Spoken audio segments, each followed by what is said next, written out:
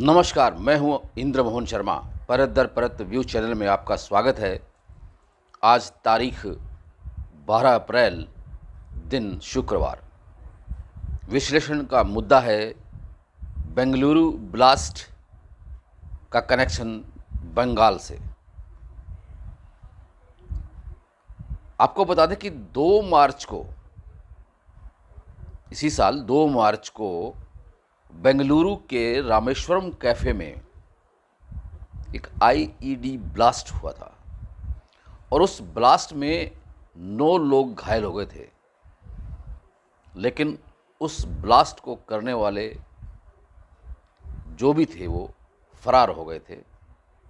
उनकी धरपकड़ करने की कोशिश बहुत की गई, लेकिन वो नाकाम हो गई थी।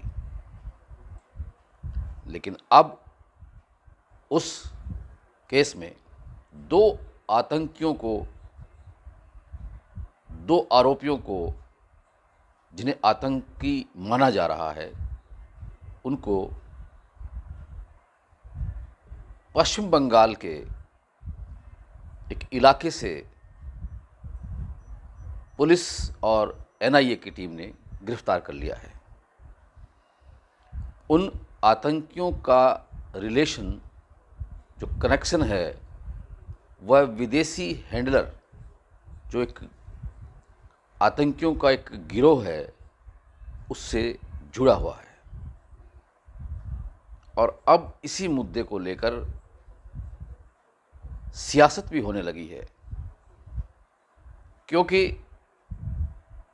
बीजेपी नेता ये आरोप लगाने लगे हैं कि बेंगलुरु जो ब्लास्ट हुआ था उसका कनेक्शन पश्चिम बंगाल से है। और उस पश्चिम बंगाल में जहां टीएमसी की सरकार है और ममता बनर्जी वहां की मुख्यमंत्री हैं, बीजेपी नेताओं का सीधा आरोप है कि पश्चिम बंगाल जो है वो आतंकियों का एक पनाहगाह बना हुआ है।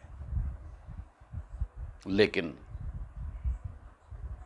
ममता बनर्जी ने पलटवार करते हुए बीजेपी पर निशाना साधा है और कहा है कि ये आरोप बेबुनियाद है और सिर्फ 2 घंटे के अंदर उन आरोपियों को बंगाल की पुलिस ने पकड़कर एनआईए की टीम के हवाले कर दिया।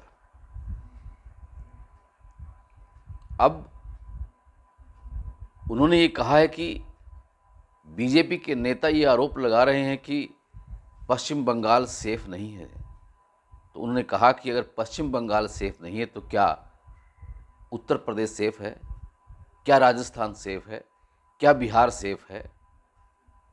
तो कुल मिलाकर इन दोनों के बीच, यानी कि टीएमसी और बीजेपी के बीच सियासी लड़ाई शुरू हो चुकी है।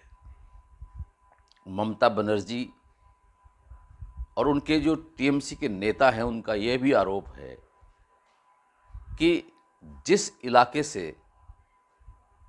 वो जो 2 आतंकी पकड़े गए हैं, वो इलाका बीजेपी नेता शुभेंदु अधिकारी के इलाका माना जा रहा है। और उस इलाके का जो नाम है वो मदनगिरी कांति इलाका है, जहां से शुभेंदु अधिकारी अपना निर्वाचन क्षेत्र भी मानते हैं।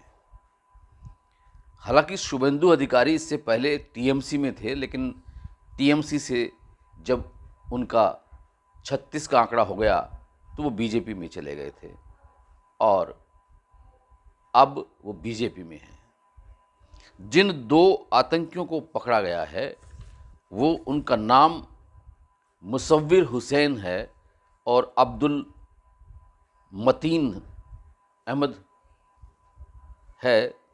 और उन दोनों को अब एनआईए ने अपने हिरासत में लिया हुआ है, उनसे पूछताछ की जा रही है। अब देखना ये है कि पूछताछ के दौरान वो क्या बताते हैं। हालांकि जब वो बेंगलुरु के रामेश्वरम कैफ़े में ब्लास्ट करके फरार हुए थे, उसके बाद वो चेन्नई में भी रुके थे और उसके बाद वो पश्चिम बंगाल में आकर छुप गए। अब देखना यह है कि यह जो आतंकियों का जो दौर है, जो उनका जो ये सिलसिला है, वो कहाँ तक थमेगा और कहाँ जाकर रुकेगा। विश्लेषण कार्यक्रम में आज इतना ही। कल फिर किसी नए मुद्दे के साथ आपसे रूबरू होंगे। तब तक के लिए इंद्र मोहन शर्मा को इजाज़त दीजिए। और अगर आपने ये चैनल अभी तक परत दर परत को सब्सक्राइब नहीं किया है तो कर लीजिए। बेल आइकन के बटन को ऑल करके क्लिक कर लीजिए, ताकि जब भी हम किसी भी करंट मुद्दे पर कोई भी शो करें और उसका निष्पक्ष विश्लेषण करें तो उसको यूट्यूब पर आप भली भांति देख सकें। और अगर ये वीडियो आपको पसंद आया हो तो इसे लाइक कीजिए, शेयर कीजिए अपने मित्रों को, परिचितों को। आपका बहुत बहुत धन्यवाद, शुक्रिया।